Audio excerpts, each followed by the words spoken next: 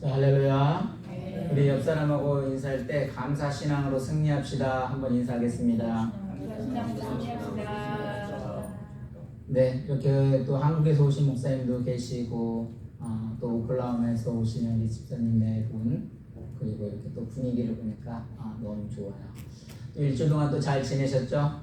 네. 오늘이 무슨 날인가요? 무슨 날이죠? 이렇게 화려한 이렇게 꽃들도 있고 너무 화려해서 오늘 보니까 한국에서는 추석 연휴로서 이제 마지막인 것 같아요. 그래서 가족들이 모여서 함께 식사도 하고 교제도 하고 지금 이렇게 트래픽으로 또 각각 고향으로 직장으로 돌아가는 모습이 상상이 되어집니다. 늘 우리는 미국에 사는 분들은 땡스기빙이라는 것이 있지만 그래도 본질 뼛속까지는 또 한국 사람이기에 아마 추석이라는 그런 느낌이 있지 않을까라는 생각이 들었습니다. 그래서 오늘 추석에 이렇게 또 화려한 또 한복도 입으셨고 또 집사님도 오시고 목사님 돌아오셔서 이 추석의 자리가 더 큰 기쁨이 되고 또 식사를 통해서 함께 또 즐거운 교제가 되기를 또 주님의 이름으로 간절히 축원합니다. 우리가 이렇게 추석 이렇게 감사 신앙으로 또 승리합시다라고 말을 했는데요. 이스라엘들은 늘 감사를 했는데 감사가 어디서부터 시작을 했었죠? 이스라엘은 정월 첫해 14일자 되던 날 그 6월절에서 시작이 되었죠. 이 6월절이라는 것은 또 애굽에서 하나님이 이끌어 주셨음을 또 노예에서 해방되었음을 하나님께 모든 걸 이끌어 주시는 감사하는 날이에요. 그리고 오순절, 77절이라고 해서 이제 6월절이 지난 다음에 77, 49, 그래서 50일 되는 날, 그래서 오순절이라고도 하고 7주씩 7일씩 해가지고 77절이라고도 하고 맥주 감사절이라고 하죠. 그것은 우리가 오늘날은 상반기를 잘 지나고 첫 곡식을 드렸을 때 우리는 7월 첫째 주가 맥주 감사절이잖아요. 그게 드려지고 그리고 또 그것이 지나면은 이제 1년에 한 이제 수확들을 하나님의 은혜로 잘 지냈습니다. 우리는 농사는 짓지 않지만 그 한 해를 하나님의 은혜 가운데 잘 지냈습니다. 해서 또 뭐를 드리죠? 초막절이나 장목절 같은 것도 드리기도 하잖아요. 그리고 그 다음에 이제 또 수장절이 있는데 1년에 그렇게 추수한 곡식들을 겨울에 다 저장을 해가지고 어떻게 돼요? 그 겨울을 또 지나면서 하나님 앞에 감사하는 날. 그래서 이스라엘 백성들은 늘 이렇게 4계절 동안 3대 절기를 지키면서 1년 안에 늘 감사하는 신앙생활을 했었어요. 그래서 오늘도 우리들이 늘 정말 아침, 점심, 저녁 정말 이 하나님의 감사를 느끼면 정말 어떤 그 신앙의 어떤 기쁨이 오지 않을까 하는 생각이 되어집니다. 또한 하나님의 자녀로서 감사 신앙을 갖는 것은 당연한 성도님들의 권리이고 의무이기도 하고 또 그것을 통해서 하나님이 기뻐하시고 위를 받는 거죠. 근데 우리가 어떤 감사를 가져야 될까요? 이게 여러분 와닿을지 모르겠지만 정말 하나님이 처음에 6월절을 생각을 해보면 하나님이 우리를 세상 가운데 불러주셨어요. 불러주셨기 때문에 사실 이 자리에 있을 수 있는 겁니다. 다시 말해서 죄 가운데 우리를 예수 그리스도의 십자가로 돌아가심으로 말미암아 그 죄에서 해방시켜 주셨어요. 그래서 사실 이 자리가 있을 수 있는 거거든요. 그런 어떤 6월절의 기념 없이 일단 하나님의 절대적인 어떤 구원의 손길이 없이 우리에게 무슨 결혼 기념일이 있고 추석이 있고 땡스기빙이 있고 성탄절이 있을 수 있겠습니까? 그래서 첫 번째 감사는 이렇게 하나님이 나를 정말 불러주시고 또 사랑해주는 그 감사를 잊지 않았으면 좋겠습니다. 그래서 이 감사의 기쁨이 얼마나 큰 거냐면 여러분 감옥에 가보면 기쁨이 있을까요? 없을까요? 없습니다. 왜요? 내가 하고 싶은 대로 할 수가 없거든요. 모든 것이 구속이 되어져 있고 억압이 되어져 있고 외출도 당연히 불가능한 거죠. 시간도 내 시간도 아니고 내 몸도 내 몸이 아닐 겁니다. 어떻게 보면 내 마음대로 움직이지 못하도록 어떻게 돼요? 구속이 되어져 있으니까 사실 그렇게 못하는 거거든요. 근데 성경에서 뭐를 하냐면 죄를 지으면 죄의 종이 된다고 말을 합니다. 사실 우리가 이 죄의 그러니까 육적인 부분도 그런데 영적으로 이게 죄에서 해방이 되지 않으면 사실 영적으로 또 하나님 앞에 나아가는 것이 두렵고 이게 엄청 힘들 수가 있어요. 그런데 그런 부분에서 하나님이 우리를 구속을 그 죄 가운데 해방시켜 주시니 얼마나 감사하겠습니까? 정말 이게 와 닿나요? 저는 이 말씀을 준비하는데 정말 그런 생각이 많이 들거든요.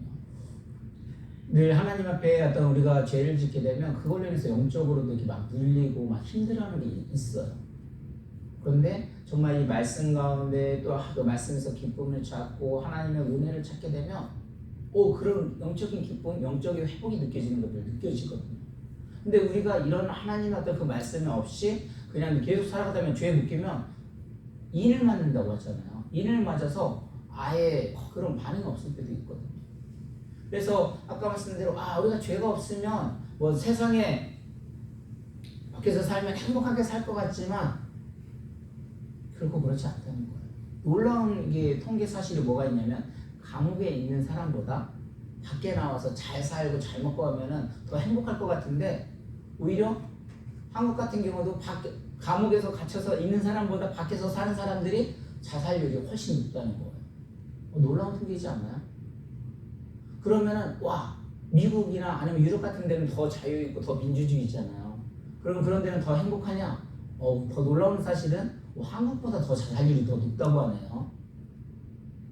그러니까 이 진짜 행복이라는 것이 이 모든 것들이 우리가 인간의 문제는 복지도 아니구나, 노후도 아니고 물질도 아니다.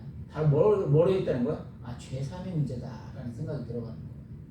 그래서 우리 시편 32편 1절에 보면 같이 한번 읽어볼까요? 허물의 사함을 얻고 죄의 가리움을 받은 자는 복이 있도다라고 나와 있어요. 화면이 안 나오는데, 네. 어쨌든 예를 들어 아담과 하와 같은 경우 처음에 죄를 지었을 때 어떻게 했어요? 자기들이 그거를 무화과나무에서 치마를 만들어서 죄를 가리려고 했지만 햇빛이 드러나니까 어떻게 돼요? 바로 말렸어요. 그러니까 죄라는 것은 어떤 사람이 수양을 한다고 해서 아니면 노력을 한다고 해서 수만 년 관련돼서 되어지는 문제가 아니에요. 오직 뭐예요? 하나님이 그들에게 아담과 하와에게 가죽옷을 이어주셨던 것처럼 예수 그리스도의 보혈의 피로만이 그 죄사함을 받을 수 있는 거예요. 근데 이 기쁨의 감격이 얼마나 우리에게 있느냐 이거죠. 그래서 이 죄사함이 없으면 정말 기쁨이 없거든요. 다시 말해서 어린아이 보면 얼마나 예뻐요. 그죠? 근데 어린아이가 예뻤을 때 막 장난감 주면 아까도 보니까 강민이가 우리 재영이한테 이렇게 하고 있는데 아이가 꿀꿀 웃고 있더라고. 그걸 눈에 초점을 맞추고 있더라고요. 근데 그게 가능한 이유가 뭘까요? 엄마가 있기 때문에 장난감도 있고 그런 것도 있는 거거든요. 근데 우리도 마찬가지예요. 우리가 하나님을 믿는 자녀로서 하나님이 없이는 죄사함이 있을 수도 없는 것이고, 또 죄사함이 없을 때는 아무리 엄마가 있는다고 없어버리면 장난감이 있는데 그게 무슨 소용이 있겠어요. 그래서 우리에게도 예수님의 그런 보혈만이 정말 우리의 죄사함을 살 수 있다는 것을 기억을 하시고, 아까 찬송가를 부르는데도 그 가사가 너무 와닿는 거예요. 제가 이런 말씀을 보고 준비해서 그런지 모르겠지만 정말 그 찬송가 가사에서도 정말 그 죄를 사해주시는 건 예수 보혈의 피밖에 없다는 거죠. 그래서 저와 여러분들은 이 말씀을 잘 기억하셔서 정말 하나님 앞에 늘 죄 덩어리긴 하지만 예수님의 보혈의 피로 깨끗이 죄사함을 시켜주시는 줄 믿으시고 또 감사함으로 신앙생활하며 승리할 수 있는 또 저와 여러분이 되기를 주님의 이름으로 간절히 축원합니다. 오늘 본문의 말씀은 어떤 말씀이에요? 이 사도 바울이 지금 예수님을 믿지 않는 사람에 대해서 예수님을 보내주셨는데 예수님을 믿지 않으니까 이 사실에 대해서 로마서 9장부터 11장까지의 내용의 어떤 일부분을 말을 한 겁니다. 그래서 이스라엘에게 하나님께서 예수 그리스도를 알도록 이미 선지자들을 통해서 선포를 해주셨어요. 그리고 이미 또 예수님을 그 이스라엘 백성들에게 보내주셨어요. 그런데 그 이스라엘 백성들이 그 하나님을 뭐라 했어요? 다 믿지 않는 거예요. 순종하지 않은 거예요. 그래서 오늘 로마서 10장 16절을 한번 같이 읽어보겠습니다. 시작.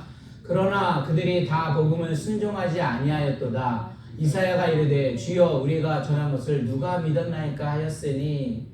그럼에도 이스라엘은 뭐예요? 예수님을 믿고 순종하지 않았다는 거예요.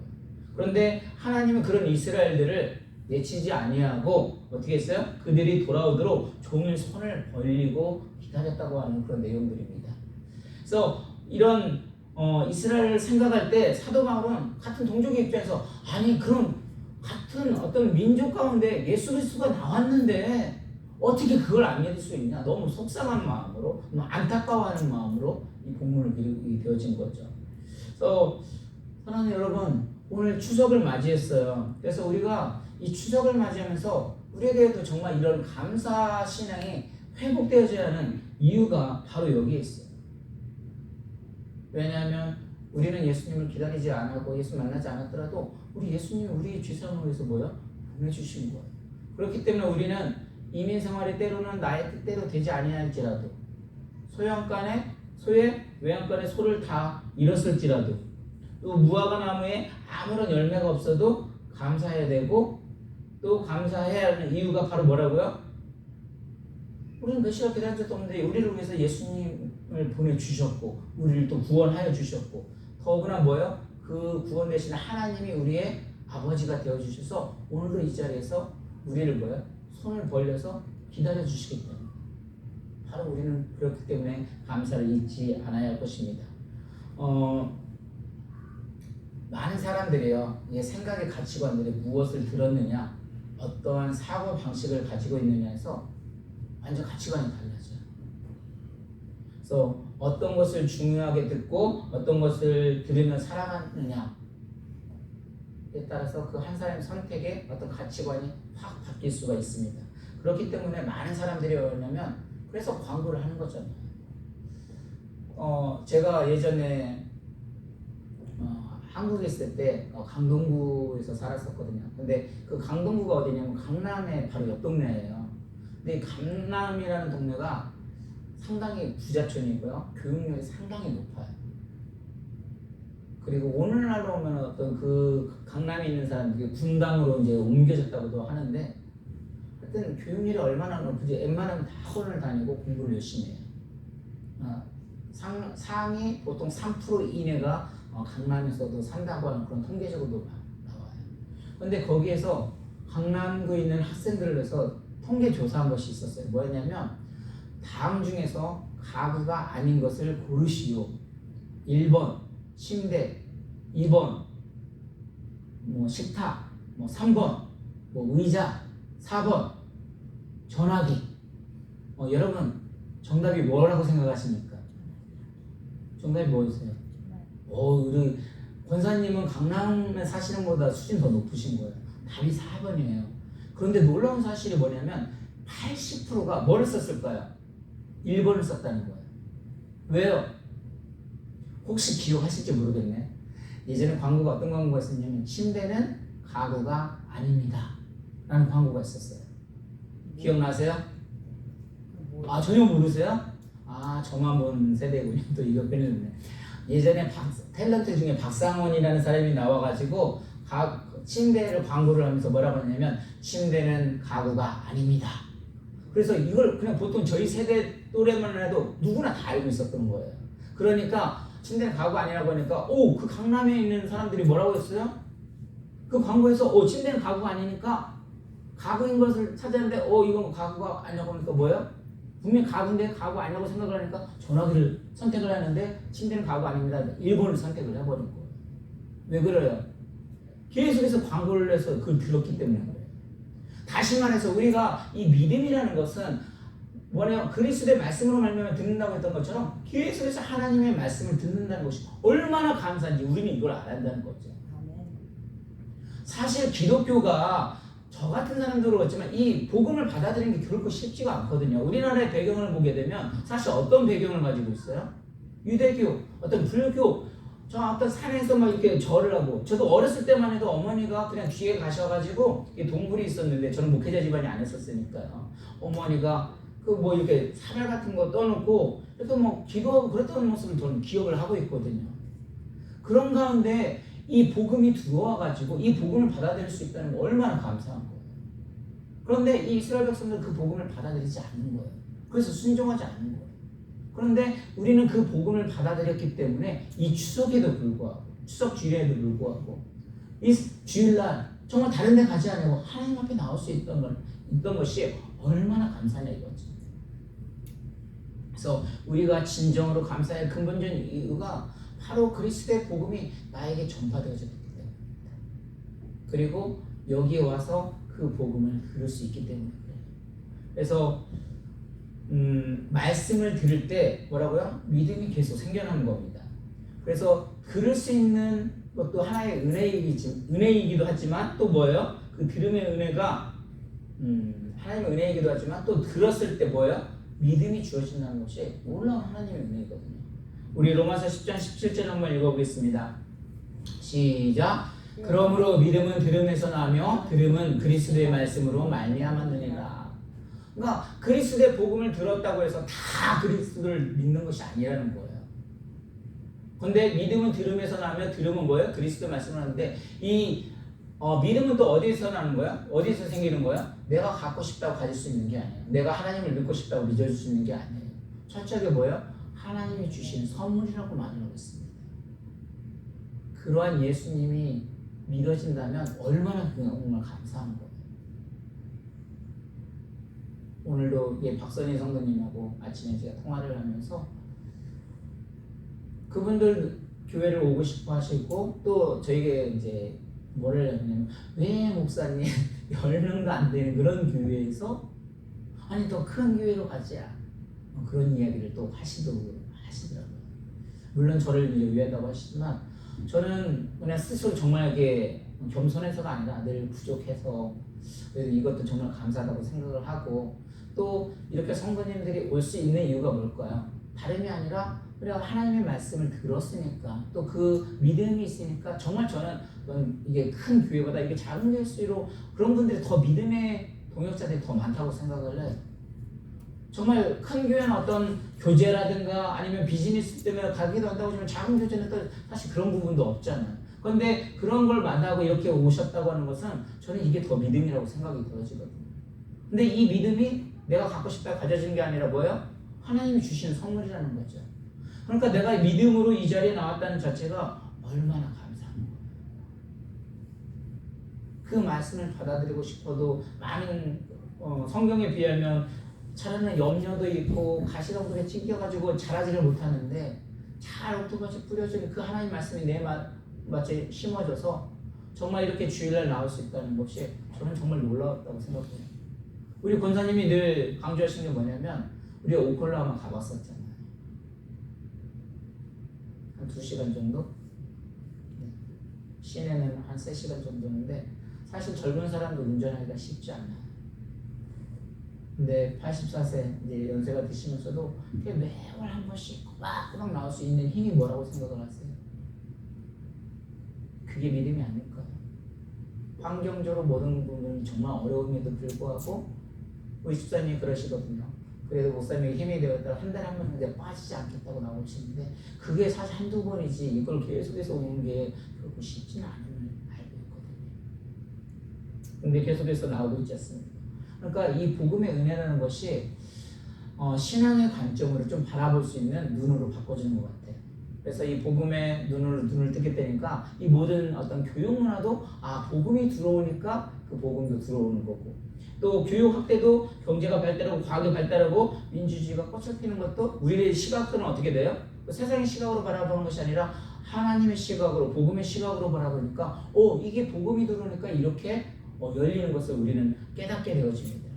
그래서 상황관계를 돌아보면서 하나님의 은혜라고 표현할 수밖에 없어요. 그래서 교회에 적용을 해보니까 우리가 카운실에서도 그런 이야기를 했거든요. 올해 우리 교회가 정말 버틸 수 있다면 그것이 하나님의 은혜이고 또 가장 큰 고비다라고 말을 했어요. 그런데 지금까지 지나오면 정말 그 팬데믹 과정을 다 지나고 또 요즘에 경제가 얼마나 미국 경제도 어려운지 여러분 아시는 대로 카드값 이자율이 어마어마하게 올라가고 있고 또 고금리해가지고 지금 5%에서 이제 7%를 넘은 지 꽤 됐죠. 근데 이게 2024년도까지 유지가 된다고 말을 합니다. 그때까지 우리 각자 긴장을 해야 돼요. 그럼에도 불구하고 이렇게 지금까지 우리 교회가 버틸 수 있다는 자체가 뭐야? 아, 이게 하나님의 은혜이다. 이 인원으로 또 우리 교회가 이렇게 모여서 때로는 적은 인원이라 할지라도 정말 소수의 믿음의 정의 부대가 있기 때문에 이것이 하나님의 은혜이다 라는 생각을 말씀을 통해서 더 절실하게 느끼게 되었습니다. 그래서 오늘 이스라엘 백성이 범죄했을 때는 다른 때가 아니라 하나님의 영광의 지정소를 떠나서 성전 문지방에 이르게 됐을 때, 그러니까 하나님이 떠났을 때 그들이 마음에 우상이 들어오고 또 하나님을 버렸을 때 그런 일들이 일어나는 것처럼 이게 복음이 들어옴에도 불구하고 그들은 순종하지 않는 모습을 보게 돼요. 그래서 이 땅에 살기 위해서는 여호와의 영광이 이 땅에 머물러야 됩니다. 그러기 위해서는 여호와의 영광이 이 땅을 우리의 어떤 마음을 또 차지하기 위해서는 우리는 뭐예요? 말씀을 들음으로 믿음으로 자꾸 회복이 되어져야 할 줄로 믿습니다. 여러분 렘프레트가 그린 돌아온 탕자 그림 혹시 보셨어요? 가끔 가다가 서울에서도 저희가 신방을 할 때 벽에 그린 어떤 벽화라고 할까요? 기독교 우리 신앙인들은 액자 예수님 그런 액자들을 많이 걸어놓잖아요. 근데 제가 머릿속에 지금도 기억나는 게 뭐냐면 탕자의 그림이었었는데 아버지가 빨간색을 입고 있어요. 그리고 그 아버지가 이렇게 아들이 이제 달려오면서 이렇게 걸어주는데 아들이 얼마나 그 탕자가 급하게 왔는지 하나 신발은 여기 벗겨져 있고 또 하나는 신발은 신고 있는데 되게 허스름해요. 옷도 다 헐거워서 있어요. 그리고 그 이쪽 옆에는 하인이 금과 가락지하고 새 옷을 이렇게 준비한 모습이 저희 머릿속에 그려져 있어요. 근데 그게 뭐냐면 사실 그 어떤 빨간색의 그 아버지 옷은 하나님의 어떤 열정 그런 것들을 말을 한다고 하고, 그리고 그 허름한 신발은 어떤 나의 모습, 어떤 버렸던 것이지만 아버지가 이렇게 안아주는 모습, 왼손은 어머니 손길 갖고 오른손은 아버지 손금으로 그 아들을 품어주는 모습. 근데 거기에서 핵심은 뭐냐면 돌아온 탕자를 반겨주는 모습이거든요. 다시 말해서 오늘날도 마찬가지라는 거죠. 우리가 오늘 본문에서 뭐라 했냐면 21절을 봅니다. 거기서 보면 하나님은 내가 종일 내 손을 벌려느라. 같이 읽습니다. 시작. 이스라엘에 대하여 이르되 순종하지 아니하고 거슬러 말하는 백성에게 내가 종일 내 손을 벌렸느라 하였느니라. 지금 하나님께서는 이스라엘 백성은 그렇게 순종하지 않았어도 거슬러 말하는 백성에게 뭐예요? 내가 종일 손을 벌렸느라. 그러니까 지금도 우리 하나님께서는 뭐예요? 우리를 기다리고 계시고 또 감사를 잊지 않기를 원하시고 돌아오기를 원하고 있어요. 그래서 이미 하나님의 은혜로 또 감사로 우리는 이 자리에 나와 있지만 또 믿음은 감사로 표현하고 고백할 때 그 능력이 나타난다고 말하고 있습니다. 한 가지만 더 얘기하고 마치겠습니다. 그 독일 정치인 마킨 마테르라는 사람이 있었는데 그 사람이 어느 날 지방에 여행을 갔어요. 근데 지방에 여행을 가면 우리는 보통 잠을 어디서 잤죠? 호텔에서 잠을 자잖아요. 근데 호텔에서 잠을 자는데 다음날 일어나 보니까 구두가 없어진 거예요. 그래서 신발을 누가 훔쳐가서 이 사람이 화가 났었어요. 근데 친구가 와가지고 그 친구가 신발 하나 주면서 그래도 오늘 주일이니까 교회를 가자 라고 해서 할 수 없이 그 친구 그 신발 신고 교회를 갔어요. 근데 교회를 갈 때 누가 있었을까요? 저기 이렇게 주나 자리에 앉아있던 그런 자리에 두 다리가 없는 사람이 하나님 앞에 무릎 꿇고 예배를 하고 있는 모습을 본 거예요. 그러니까 자기는 지금 신발이 없어져가지고 너무 속상해하는데 저 친구를 보니까 어때요? 다리가 저 사람은 신발이 있어도 신을 수가 없는 거예요. 그 모습을 보니까 자기가 하나님 앞에 회개하면서 내가 가진 것이 너무 감사한 것을 느낀 거예요. 그래서 아까 말씀드린 대로 우리가 이처럼 추석을 맞이해서 어떤 또 감사절을 맞이해서 또 신앙에서 늘 힘들고 어려움이 있을 수도 있겠지만 감사 신앙이 있을 때 그 환경을 이겨낼 수 있더라고요. 왜냐하면 그 감사가 그것들을 이겨내게 하고 또 하나님이 이렇게 감사가 될 때 죄 같은 부분들도 오히려 보면 이길 수 있는 힘을 주시는 거예요. 그래서 말씀을 자꾸 듣다 보니까 그 말씀이 그 죄를 이길 수 있는 능력을 우리는 늘 유혹 가운데 있잖아요. 그것을 이길 수 있는 힘을 주시는 겁니다.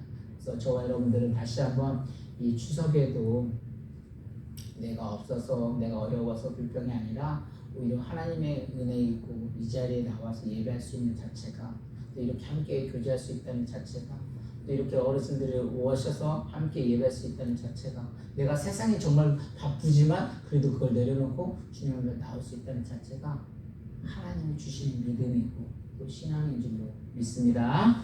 우리 이 시간 함께 기도하겠습니다. 기도할 때 하나님 우리가 세상